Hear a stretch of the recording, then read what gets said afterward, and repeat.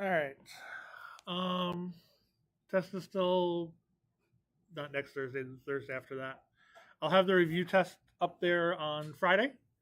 So you'll have the whole break to actually like go through and practice the test if you want. We'll do the review on the Tuesday you get back, and then the test will be that Thursday. Remember, you're allowed a note card. I will tell you that the students who actually did the practice test of more than once did better on the actual test than those who didn't do the practice test at all. So for those that did both, you'll notice that they were very similar. So do the practice test a few times, and the test becomes very simple. Okay. We're going to look at chapter 6 today. Yes, all of chapter 6. There's only 2 sections of chapter 6 in the homework, 6.1 and 6.2. So it's not too long. And then chapter 7 is the same thing. There's only 2 sections of that one.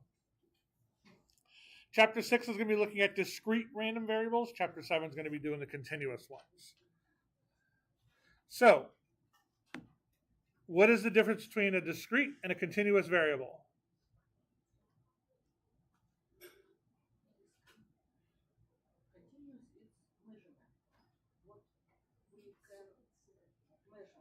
Yep, time, height, things like that are all continuous.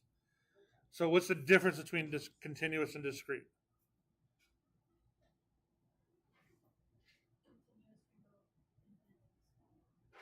Yeah, or infinite number of numbers between 2 numbers. That's the difference.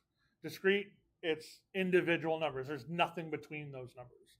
So it's 1, 2, 3, or 1, 1.5, 2, 2.5, whichever. But there's nothing between those numbers. For continuous, it's everything between those 2 numbers as well. So that's the big difference.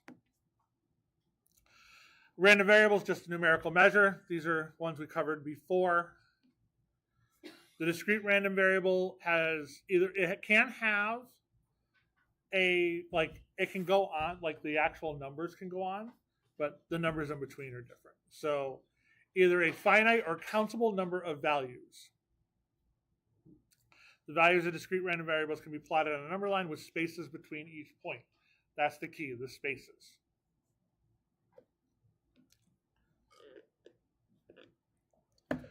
Continuous random variables, infinite many values. The values can be continuously random or plotted on a number line as an uninterrupted fashion. It's a line. There's no spaces between the points.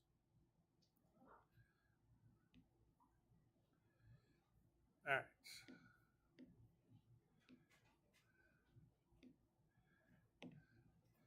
The number of A's earned in a section of statistics with 15 students enrolled. Continuous or discrete?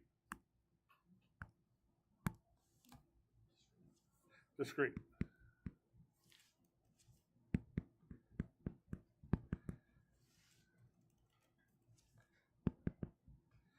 So easiest way, I can't have half a student. Otherwise, I have to fill out paperwork. Number of cars that travel through a McDonald's drive-through in the next hour. Continuous or discrete? Discrete. The speed of the next car that passes a state trooper. Continuous, because you can go any speed. Okay. All right. Now new stuff. The probability distribution of a discrete random variable provides the possible values of the random variable and their corresponding probabilities. So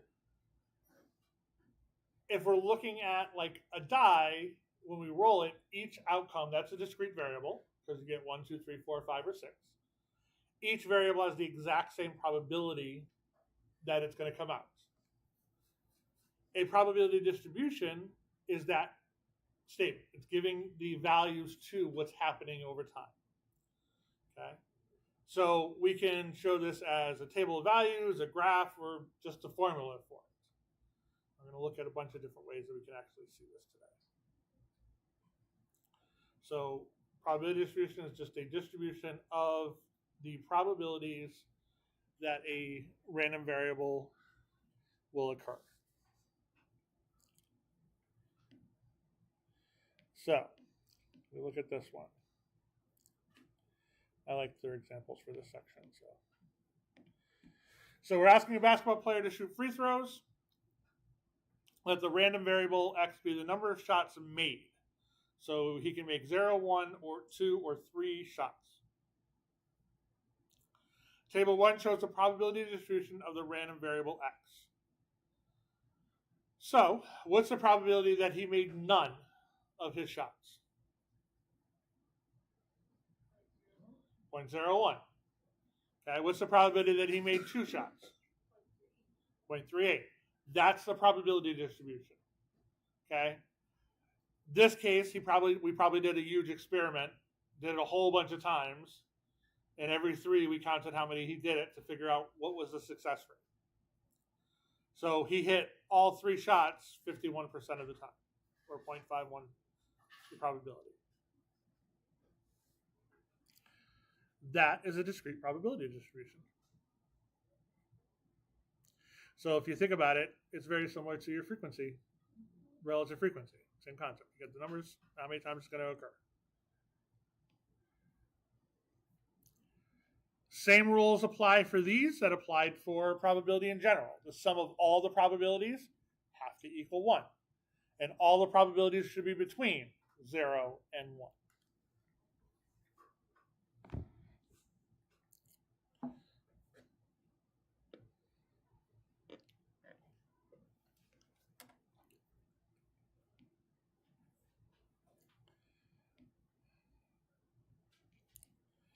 All right.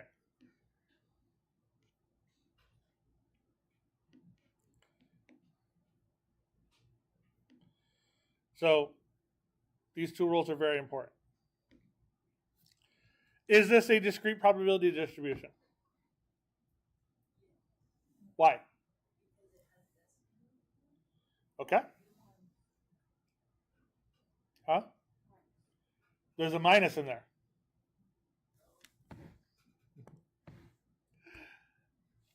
So this is no. I can't have negative values for probability. Okay.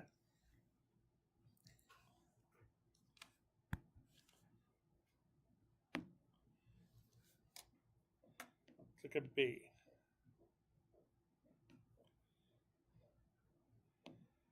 Is B a probability distribution? Why? Correct. The 2 rules, they have to be between 0 and 1, and the sum has to add up to 1, right? So let's see. I've got over 50 here and almost 50 there. So no. This is greater than 1 when you add them all up. So the sum is greater than 1. What about C? You already did that one?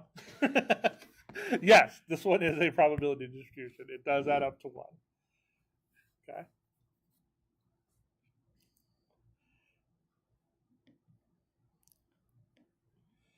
All right. So when you're looking at a table, those are the 2 things you want to look for. No negatives and that they add up to 1.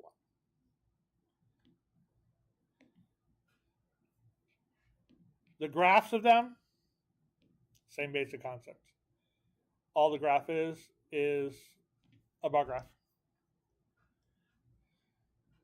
Okay, so they're just plotting those probabilities on a graph. They just do it as a line. It could easily have been a bar. It doesn't make much difference if it's in that situation.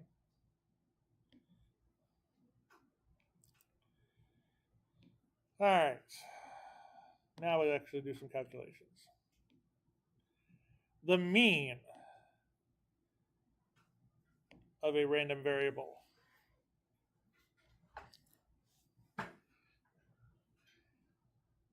It is given by the sum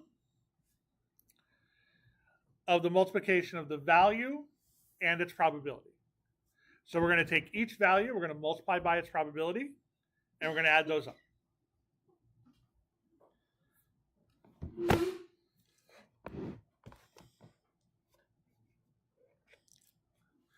This actually is very similar to what we did when we did the mean of a grouped set of data. When we had the group data, we added them, we multiplied it by the percentages, and then we added them up. In that case, we had to divide by how many we had. So we're looking for our GPA. We multiplied our grade by the number of credits. We added all those up and divided by the total number of credits. In this case, I don't have to divide by anything because my probabilities add up to 1. So I would technically be just dividing by 1, so I don't have to worry about that. So all I'm going to do is multiply each of the rows and add them all up. So if we look at this one,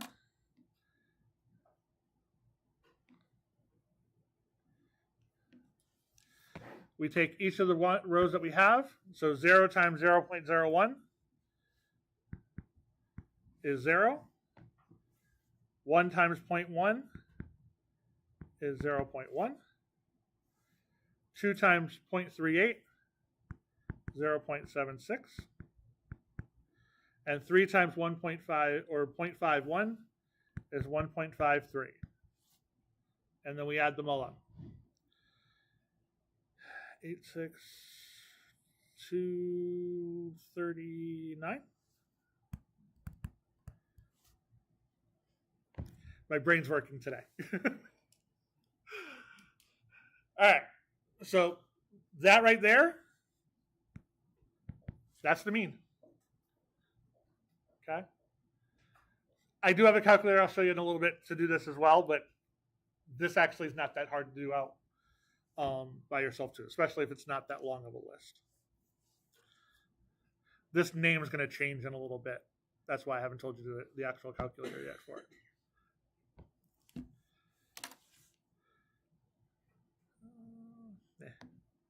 Don't need that slide. All right.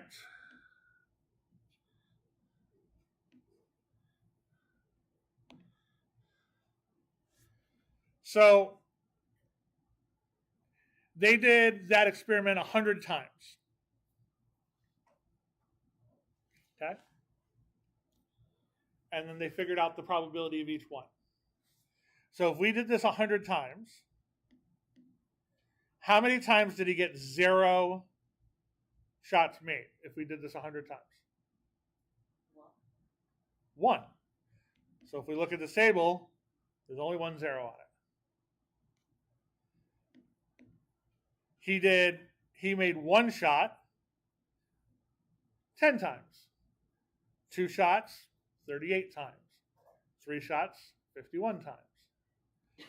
So if we had done this like we were doing before, if we came up with this table, did a whole frequency diagram of it, I'd have gotten 0 once, 1, 2, 3, that 10 times, what was it, 31? 38 and 51. 38 and 51. So if I was going to do what we had done in, I think it was chapter 2, I'd have multiplied these together. So 0, 10, 76, 153. I'd have added all those up. And then I would have divided by 100 because I have 100 values, which also gives me my 2.39. So all the probability distribution is doing is it's grouping the data and it's telling me the probability that it's coming up. That's why that formula works. It's no different than we did before. If I told you to add all those up and divide it by 100, you'd have added them all up and got 239. Okay? So it just makes it a little bit easier for you to actually deal with the data.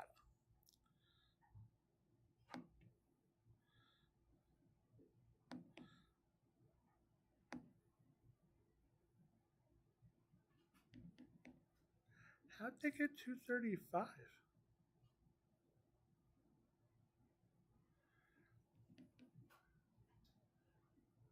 I think they screwed up.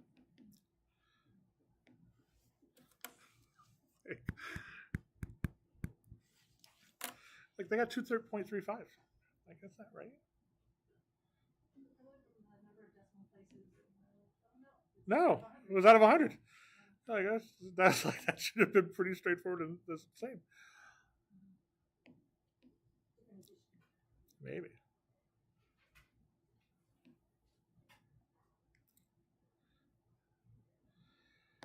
Okay, this is him doing it twice. So what do we notice as they do more? He does more and more of that. What's happening as we do more and more of that set of 3 free throws?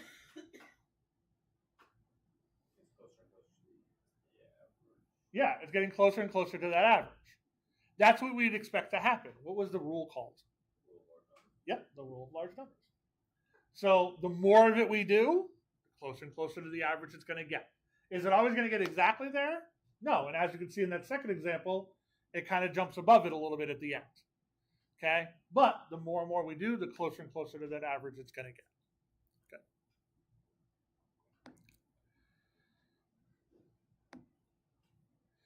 All right. Told you I was going to give you a new name for it. The mean of a random variable is what we'd expect to happen long term. So we don't typically call this mean. We call this expected value. Okay? And you're going to see it as E of X. Okay? Because that's what we'd expect to happen. So whenever you see a calculator for these things, they're going to be called expected value calculators. Expected value is mean. They're the exact same thing. So when you look at my site and you're like, wait, I don't see a mean calculator for this, it's because I actually called it the expected value calculator. So here's the calculator for expected value. Make bigger.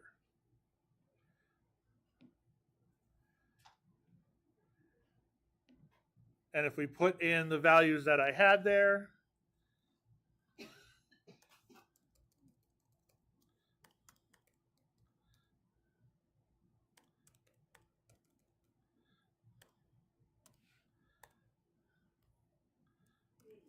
was 8 and 5, 1, right?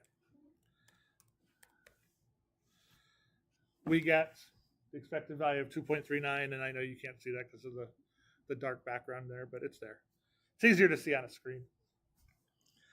So it's called the expected value because that's what we're going to expect to get. So it's a long-term average. This calculator, even though it does not say it there, it also gives you your standard deviation, which is the next thing we're going to look at. So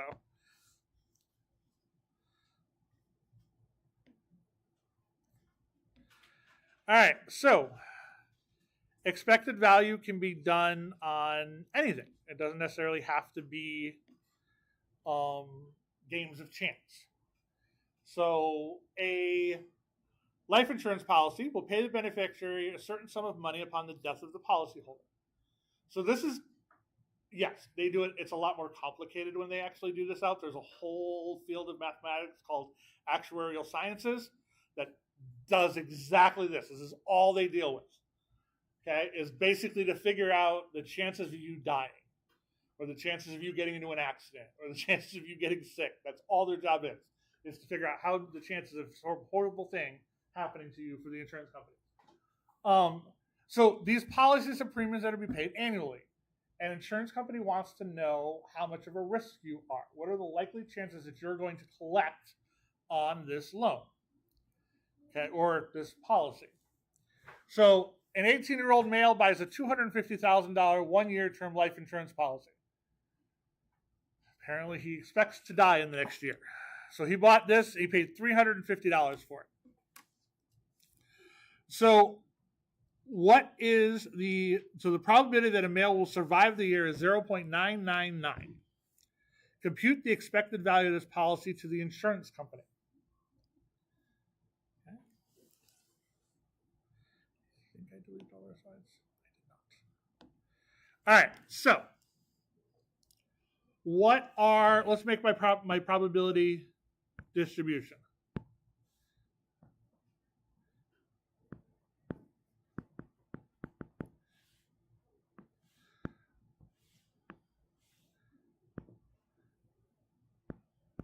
So what are the two values for the insurance company?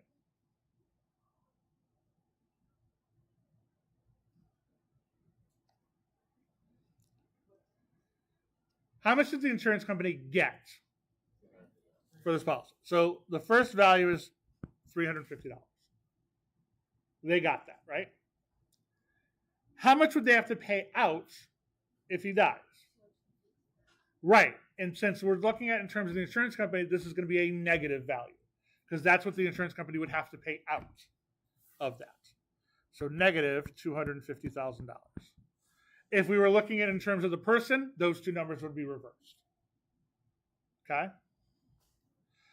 What's the probability that they're going to keep the $350? 0.999. What's the probability that they're going to have to pay out the $250,000?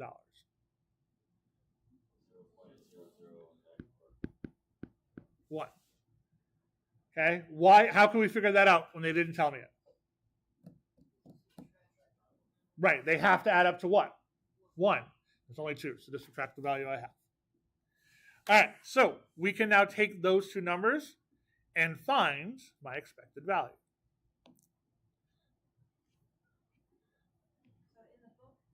Yeah. Do you subtract the 350 from the 250,000? Why? It kind of makes sense because they don't have to pay him back. They're giving him back his premium plus 240. Yeah, I guess. It's not going to make that big of a calculation difference in this one. It'll make a difference in the dollars. Some of the other ones, yeah. Yeah. Okay. I always think of these as gambling problems.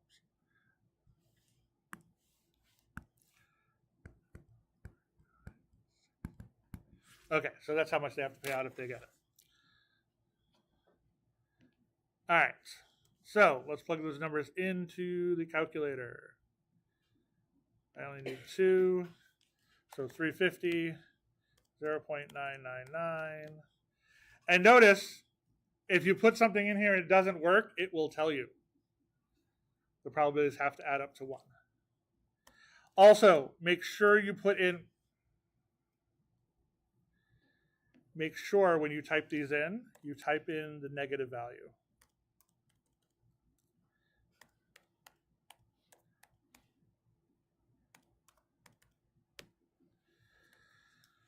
So, the expected value of this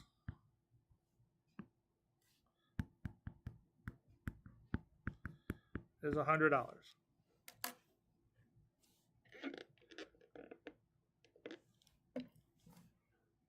Okay? So, if the insurance company makes this bet, because that's in essence what it is, 1,000,000 times, they would expect to walk away with $100 million. Okay? That's what that means. For every single person that buys this policy, they would expect to make $100. That's why insurance companies need to sell a lot of them. Because if they make this bet once and they lose, they're out $250,000. Okay? If they make this bet 1,000,000 times and they lose a couple, even if they lose 100 times, they're out $25 million. They're still up $75 million. Okay? So, as long as they don't lose a ton, they're fine. So now, think back to what happened last January. Not this January, a year ago January, in California. What happened in California in January 2025? Fires. Palisade fires burned thousands and thousands of homes. Okay? State Farm was the insurance company for that. State Farm lost a lot of money from that. And there was a whole controversy around it because they canceled a bunch of plans before it happened. It was a whole big thing.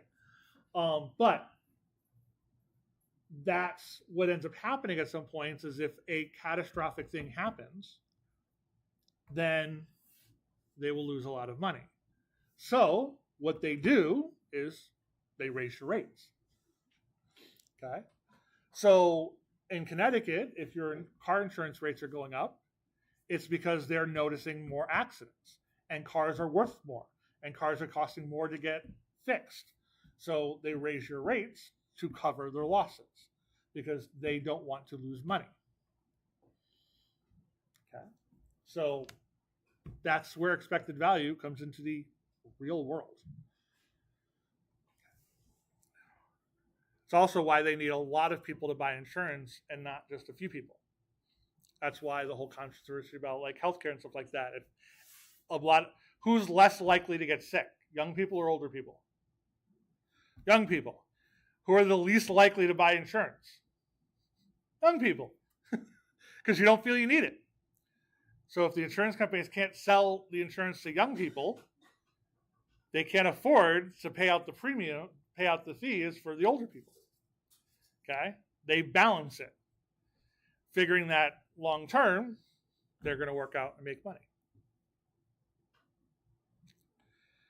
How does it feel to be sent down to a piece of a number? That's all it is you are a number.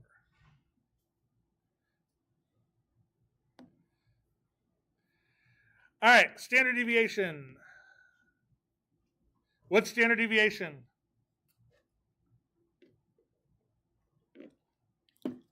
In general, what's standard deviation? Yeah, how spread so far, right? How much variance or spread there is. Okay. Our standard deviation formula actually is not that as complicated as the other standard deviation formulas is because we don't have to divide and stuff. It's still way too complicated to do out by hand, though. So you can write it down. You're not going to have to do out this formula.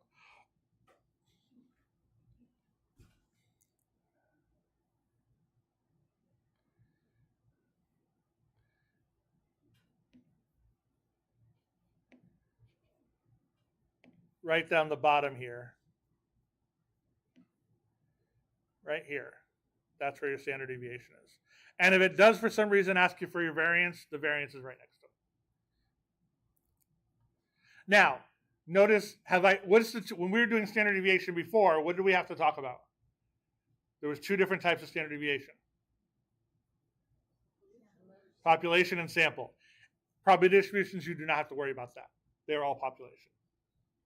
Okay? Because the way we've calculated out that percentages and we're looking for the expected value, we're looking at the population as a whole anyway and not a sample in that situation. So you will not have a sample for the population or the proportion standard deviation. All right, so let's look at the same set of data that we did before with the basketball.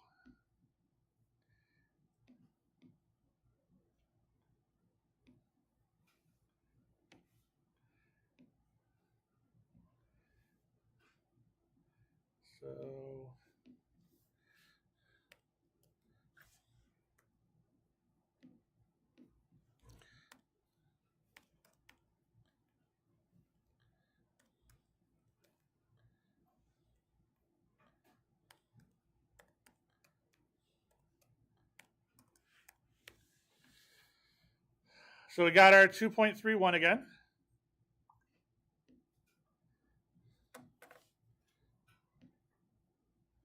Awesome. It did work. Yay. And my standard deviation in this case is 0.0756.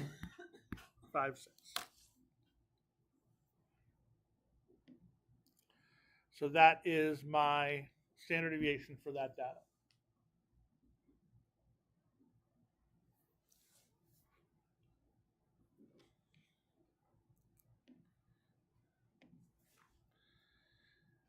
Simple enough? Okay. So now that we have what a discrete random variable is and how we can figure out the expected value and the standard deviation, we have something known as the binomial probability distribution. So a binomial, what's binomial mean? Two opposites, right? So unlike most of the situations that I did so far, they were not binomial. Okay, because in this case, I had 4 options. This one was binomial. There's 2 options here. Okay, binomial does not mean 50-50. All right, that's important. Binomial does not mean 50-50. Binomial means 2 options. Okay.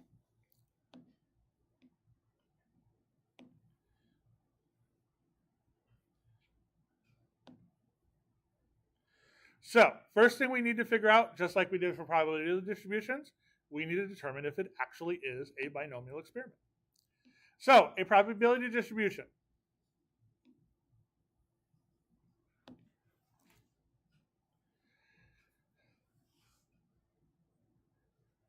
is one where 2 outcomes are generally referred to as successes. Making or not making. So, a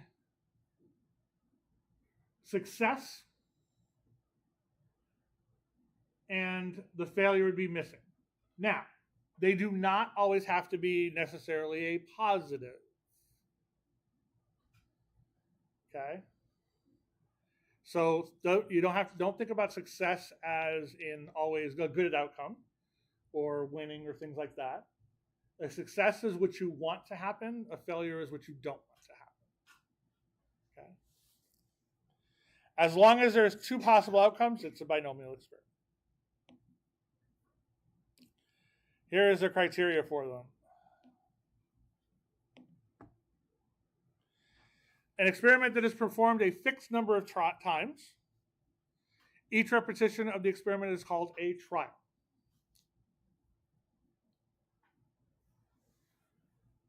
The trials are independent. What does that mean? What's independent mean? Correct. They do not impact each other. So every time I shoot the basketball, it doesn't impact the next basketball.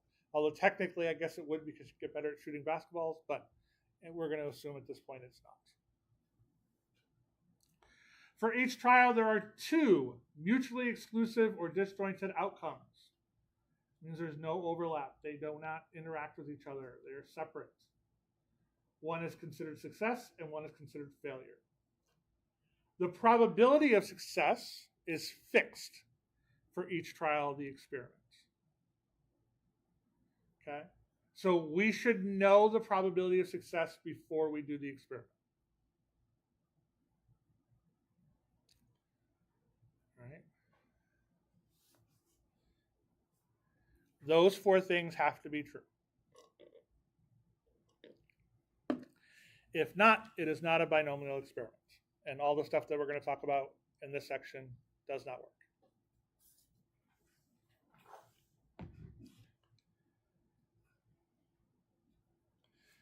Write those down because the next slide I'm going to ask you, hey, is this a binomial experiment?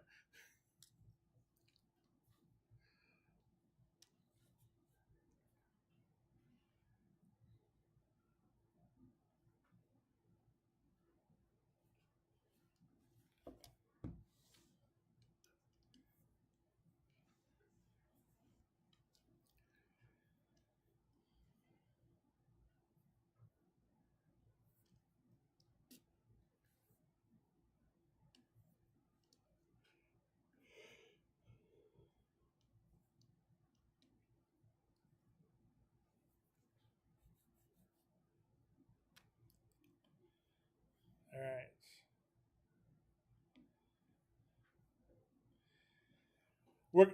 Which one? Are you almost done? Go ahead. You got it? Okay. Okay.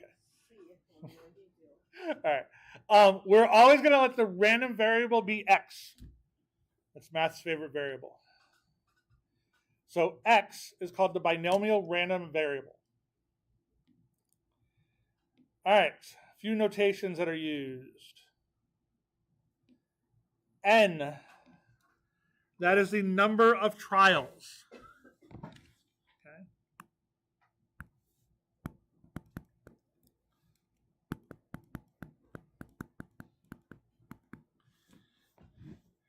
P is the probability of success.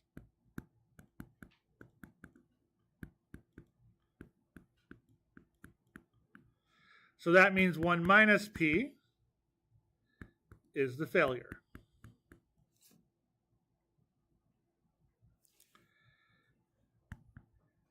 X is the number of successes. So X has to be between 0 and N. Okay? I can't do the experiment 100 times and get 300 successes.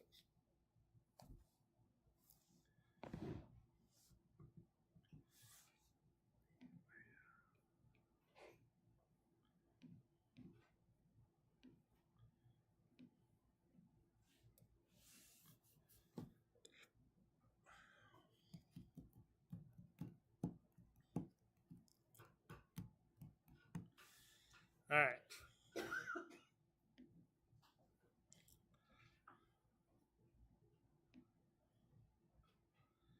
Okay, for each of the following, we're going to figure out their binomial experiments, identify the number of trials, successes, failure, and so on and so forth. All right, an experiment in which a basketball player who historically makes 80% of his free throws is asked to shoot 3 free throws, and the number of free throws made is recorded. Is this a binomial experiment?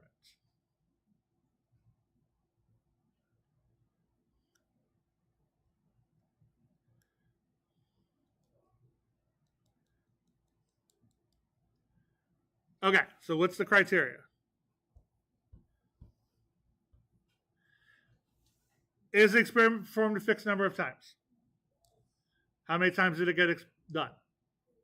3. Are the trials independent of each other? Yeah, when he shoots the basket once, the next shot, the first shot didn't impact the next shot. Okay, so they are independent. For every time he shoots the basketball, is there 2 mutually exclusive events that can happen? Yes, he can make it or he can miss it. Okay?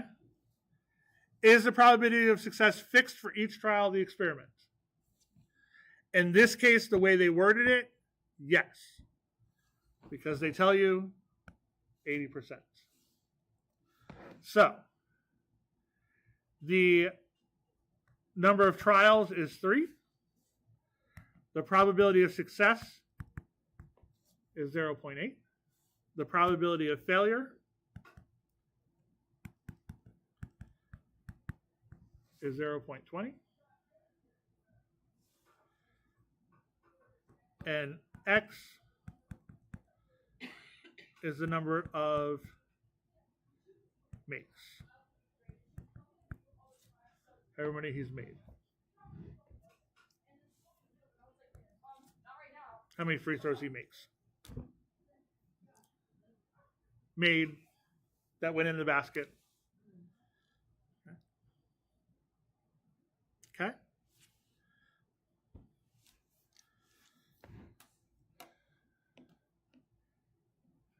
According to a recent Harris poll, 28% of Americans state chocolate is their favorite flavor of ice cream. Suppose a simple random sample of 10 is obtained, and the number of Americans who choose chocolate as their favorite ice cream flavor is recorded. Is this a binomial experiment?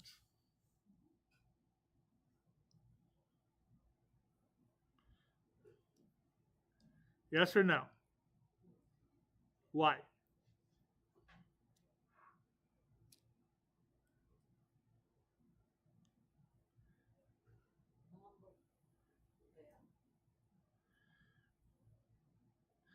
Okay, so remember the first key is there 2 outcomes? Yes.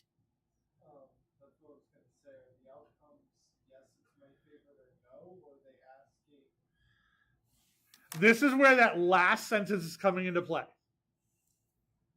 What are they recording? Their favorite flavor of ice cream. So would there be more than 2 different outcomes? No, they're not. They're recording. They're going to record if they've chose chocolate or if they've chose not chocolate. All they care about is if they chose chocolate. So success and failure in this situation will be yes or no. Okay? This is where English matters. And I can totally see how you can look at this and go, well, they're going to record the number of the flavor of ice cream they want, and that's not going to be a binomial experiment, which I can totally understand. First time I looked at it, that's exactly what I thought. And I'm like, wait, nope, we can have yes or no.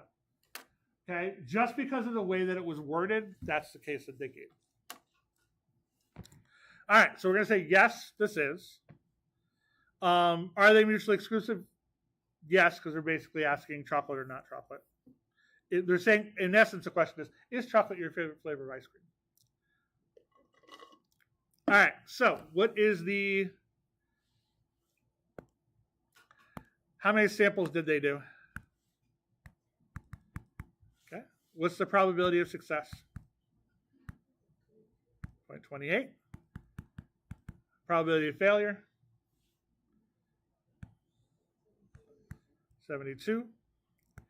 And X is like chocolate.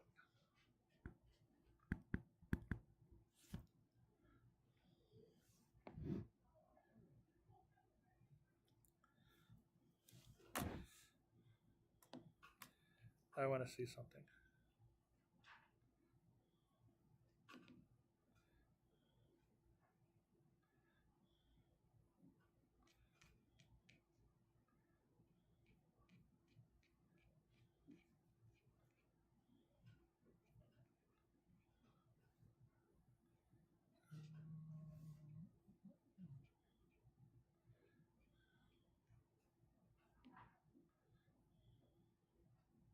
Okay, yes, they did.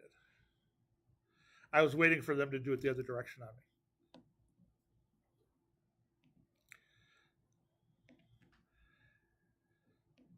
Probability in which 3 cards are drawn from a deck of cards without replacement and the number of aces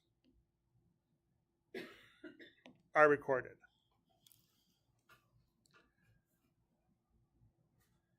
Okay. First criteria is what?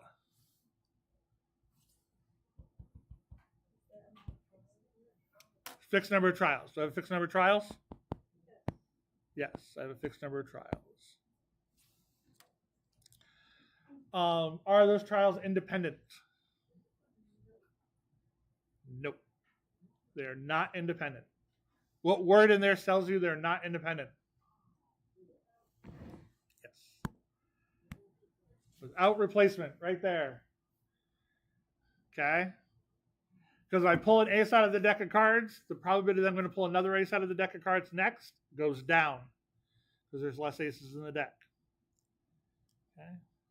If that did not say without replacement, if they put it back in there, then yes.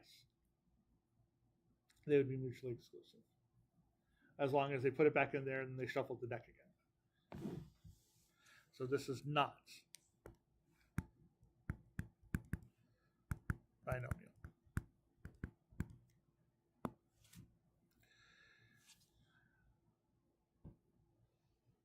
All right.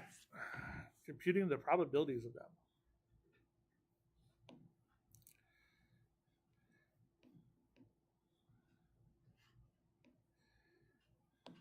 According to the American Red Cross, 7% of the people in the United States have blood type O negative. A simple random sample of 4 is obtained, and the number of people with blood type O negative is recorded. Construct a probability distribution for the random variable X. Okay, so first, is this a binomial experiment? Does it have a fixed number of trials? How many trials? N is 4. Is there 2 outcomes? Yes, O negative or not O negative. Are they mutually exclusive? Yes, you cannot have 2 blood types, no matter how much the TV show Doc said you could. Okay? And what's my my probability of success is what?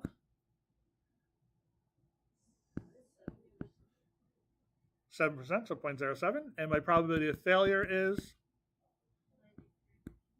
93. And success is type O negative. Now, when they want you to create a probability distribution, one way we can do this is to make our wonderful little tree diagram. Okay, so it's got the number of successes, the number of failures, and all the breakdown. So if I was doing, remember the sample size thing that we did before? In a binomial experiment, my bottom number is always going to be 2. And my exponent up here will be how many trials. Okay, so it will always be 2 to the n. So in this case, I have 16 different possible outcomes. Okay. Now, the number of successes in there is going to vary from 0 to 4. And those are not going to be equally distributed. So 0 is only going to come up once, 4 is only going to come up once. The 1, 2s, and 3s are going to come up a little more variety.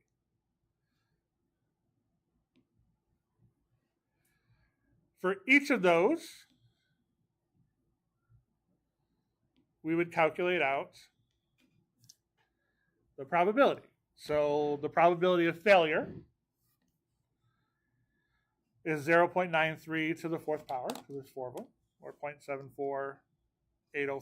So we know, if we're doing out my probability diagram here,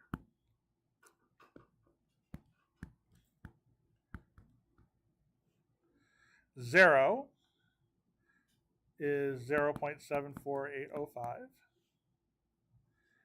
And now I have one success for these.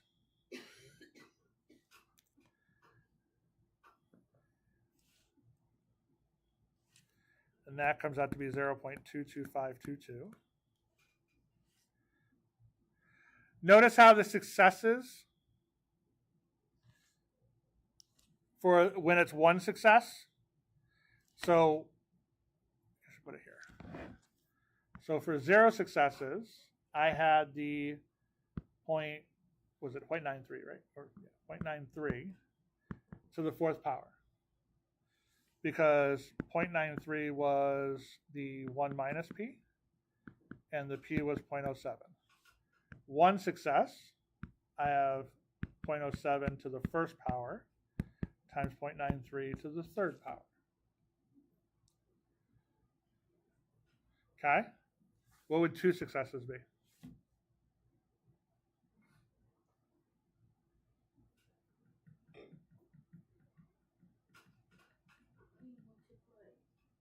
Because remember, to figure out, so for successes, I would take that S, and that's 0.07, right? Times 0.93 times 0.93 times 0.93. Because remember, we're multiplying to figure out the probability. We can multiply each of the probabilities together to get the probability of the whole thing. So that was when we talked about at the beginning of chapter 5. When they are mutually exclusive, or actually, sorry, 5.2. When they're mutually exclusive, we can multiply those things together. That's what we're doing here. We're taking those probabilities and multiplying them.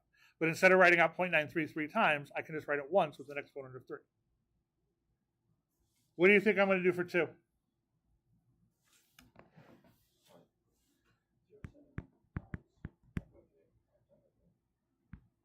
Would be twice, right?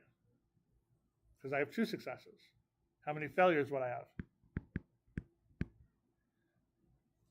I'd also have 2. 3 would be what?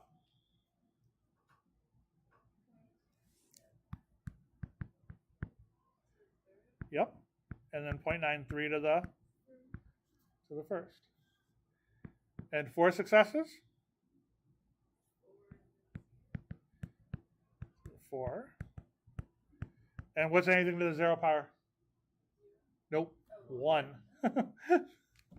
So up here, I would have had 0.07 to the 0 power. So you don't necessarily have to do out the table. We can use this to figure those out. Don't worry, it's going to get easier in a second.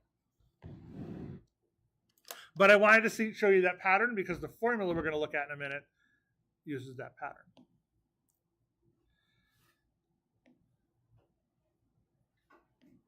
And if you notice here, this is them doing the last two. 0.07 to the second power, 0.093 to the second power, and then 3 and 4 are done the exact same way. Now, when we're looking at these, how many times did the second one show up?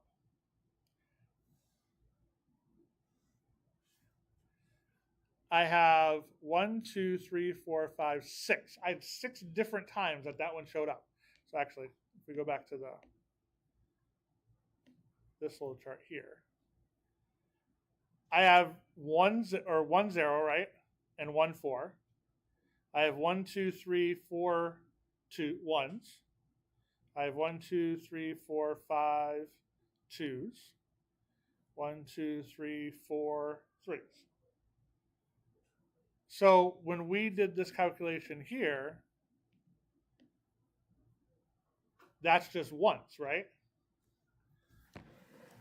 But I have 1 of those, 3 of those, 5 of those, 3 of those. I'm off by 1. It was 4, wasn't it? 6. 6. That's what I was off by 1. Yeah. 4, 6, 4.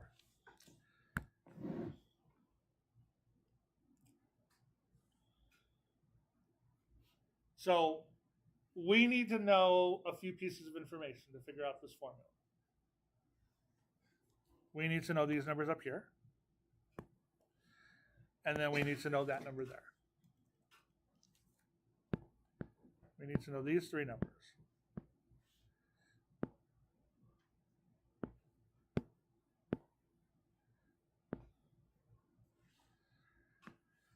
That's where this formula comes in.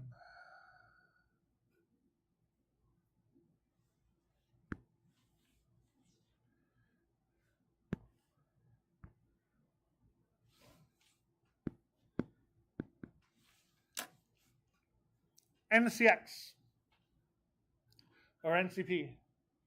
Remember that was the choices, combinations.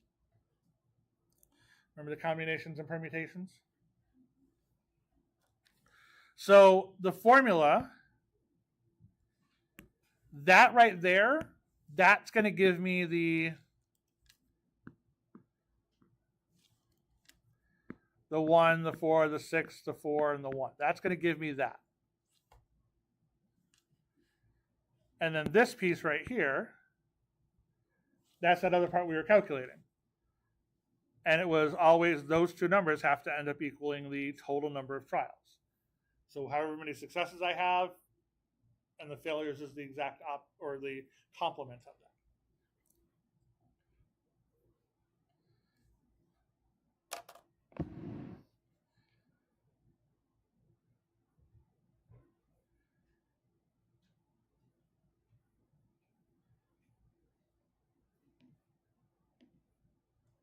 I'm going to go back, don't worry.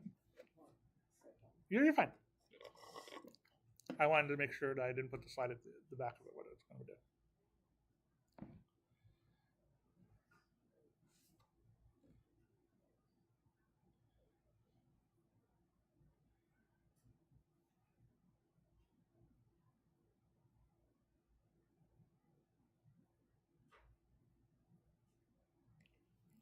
All right. So let's look at this. So those are the numbers they got.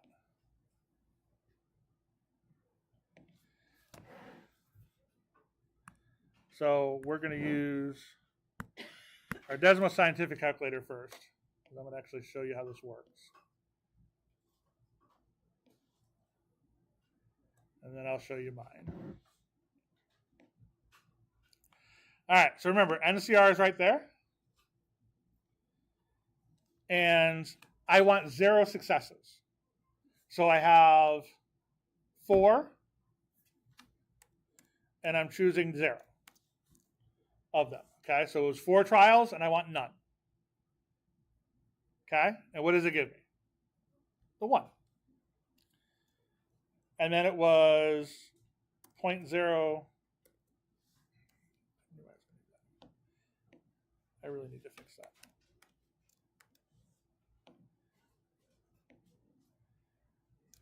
And it was 0.07 raised to the 0 power because I want no successes.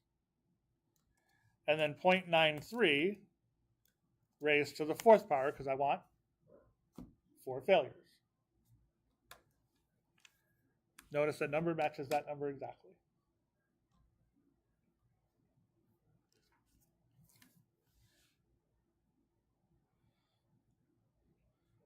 If I wanted 2 successes, I change that to 2, that to 2, and then 4 minus 2 is 2.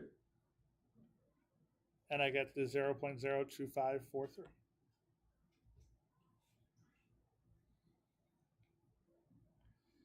All right.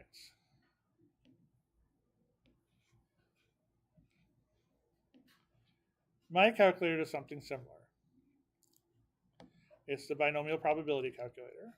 But this one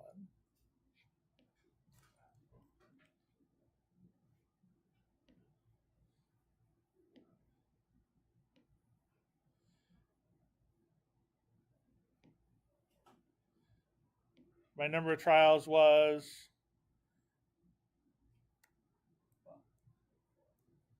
4 trials. Probability of success was 0.07. And we would just type in however many successes I wanted. So let's do 1 success.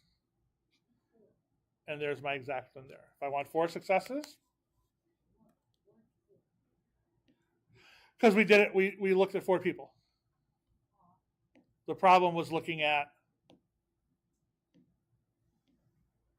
the original problem was a sample size of 4.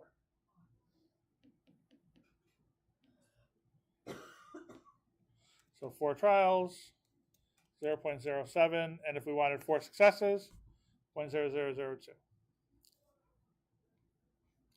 So this just does that formula behind the scenes for you. Now I'll explain what all the other numbers here are for.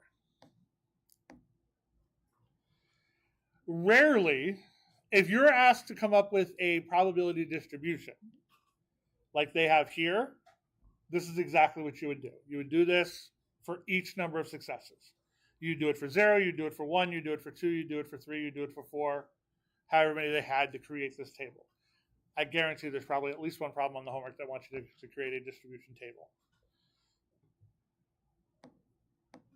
Now, most of the problems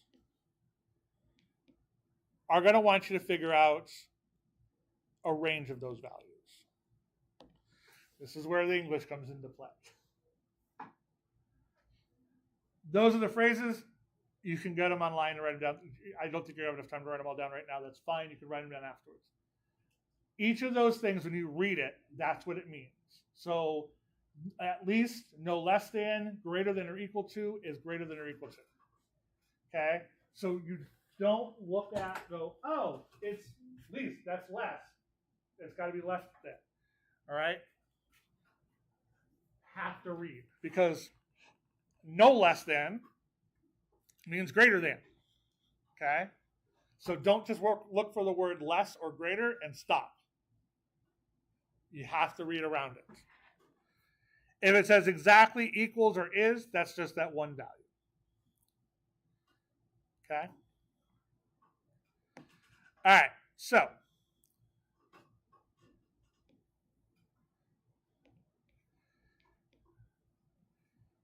according to the CTIA, 72% of all adult Americans would rather give up chocolate than their cell phones.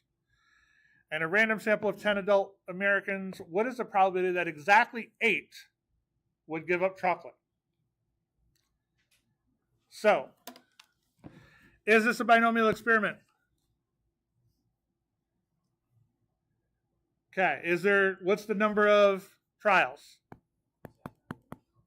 Okay, what's the probability? Okay, what's the failure? What does the X stand for?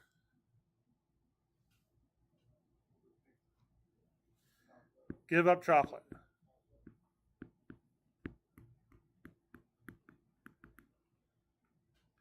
That's my success in this case.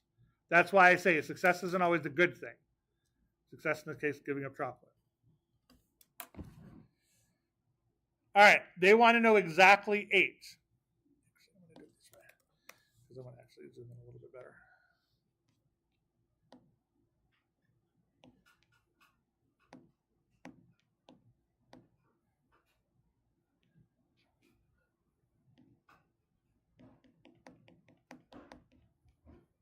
Thank you.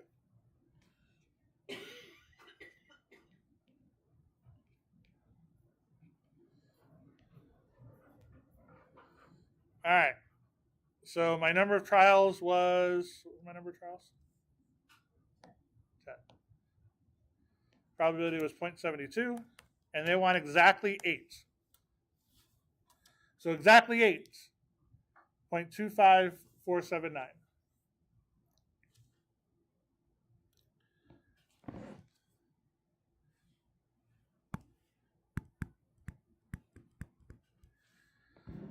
So there's a 25% chance that exactly 8 people would give up chocolate.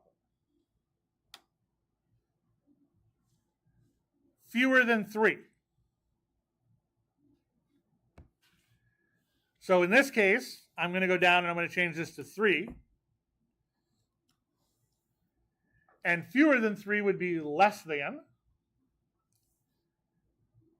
So in that case, it's 0.00096. Okay? And I even have words there to help you out sometimes. So not every word, but there's something there. The ones that are most common.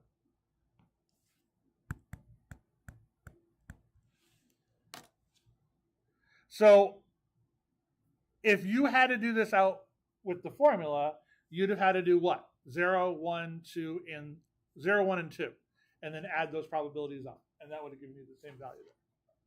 By using the calculator, it does the calculations for you.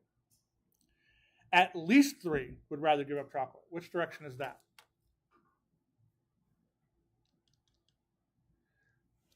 Is that less than, greater than, less than or equal to, or greater than or equal to? Greater than or equal to. Okay, so it's greater than or equal to. So at least is 0.99904.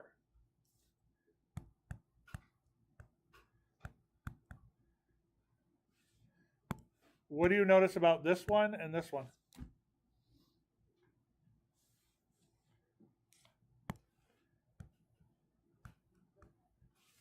They're what? They're complements of each other. They add up to 1. So you could have figured out C without actually doing the calculation. You could have just taken that one away from 1. Okay? Because less than 3 and then greater than or equal to 3 would be everything. They're complements of each other, the exact opposites. It says the number of Americans who would rather give chocolate is between 5 and 7. This one's a little more complicated. This one we have to do a little more calculations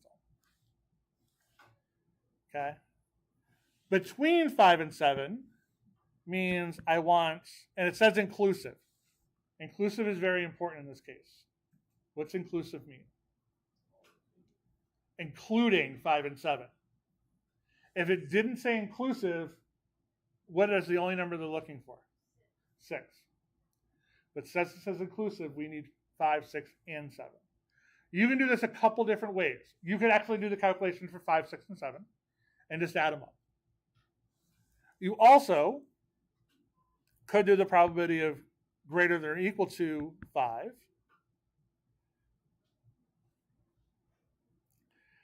and then the probability of less than 8. Or, actually, probably easier, less than or equal to 7. And then we would subtract those two. Okay? Because I'm going to get top end minus the bottom end. So if we do greater than 5, greater than or equal to 5 is 0.96580.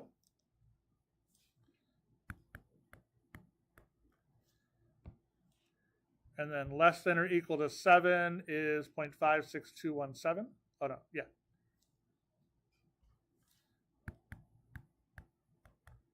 We subtract those two.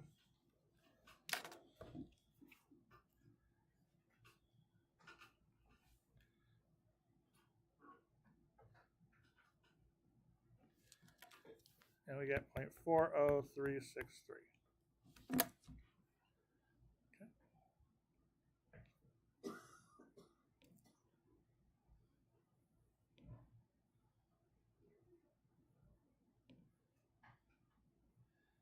All right.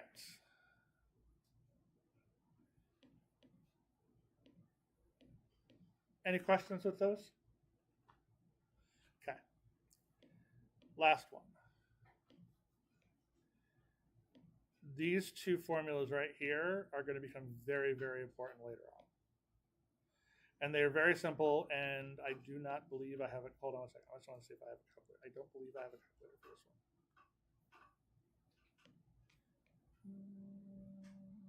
I do not. Okay. All right. So,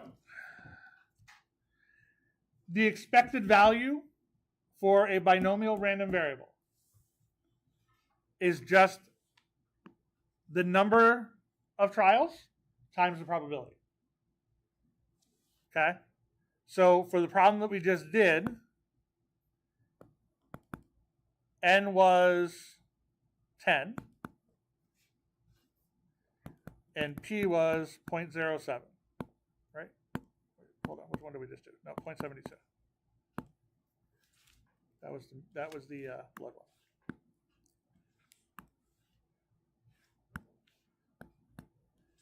And that's p. So my mean is 7.2 because it is just 10 times 0.72. Okay? No adding, no doing all this other calculations, just multiply those two numbers. The number of trials times the probability. That will give you your mean.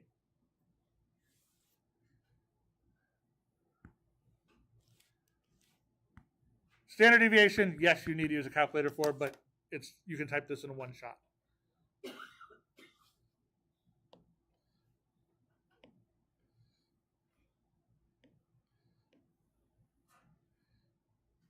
It is square root 10 times 0.72. And then 1 minus p is your failure. So the failure for this one is what?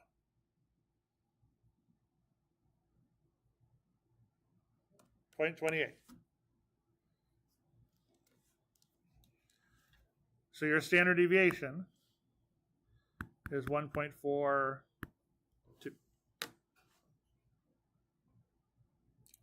So your standard deviation is just the square root of the number of values, the number of trials, times the probability of success, times the probability of failure. That's it. So those two formulas right down, you're going to use those a lot later on. Those will come back up in chapters 9 through 10, or 8, 9, and 10. So.